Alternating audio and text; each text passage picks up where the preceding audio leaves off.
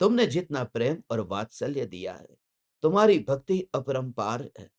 तुम्हारी भक्ति को ये दुनिया समझ न सकेगी। तुम्हारी ये भक्ति, ये मीरा की भक्ति है। मगर तुम्हारी चाहत की वजह से तुमसे कहता हूं, ये भक्ति का जो राग है न, उसे तू बाल जान लेना। और बाल के साथ में भोजन नहीं करते। बाल के साथ में वो रसगुल्ले को नहीं चखते, विकल्प होगा। इसलिए तू ज्ञान मात्र है। बस इतना ही, वरना तेरा दिया जलेगा कैसे? वो पतली परत भी यदि बीच में आ गई, तो फिर वह दिया जलेगा कैसे? जिस समय तो अनुभव में ऐसा मस्त हो, उस समय तो इतनी जागृति रख, इतनी जागृति कि ये दिए से दिया जलेगा। कोई धुएं से दिया नहीं चलता, ज्योत से ज्योत जलती है। धुएं से कोई ज्योत चलती है। तुम लेकर के जाओगे अपने दिए को, अपने दिए को लेकर जाओ उस दिए के पास जो जल रहा है।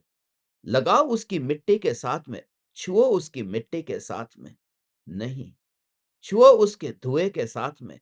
नहीं, उसकी ज्योति के साथ में तुम छूते हो कि बस तुम्हें अनुभव होता है कि तुम्हारा दिया जल गया।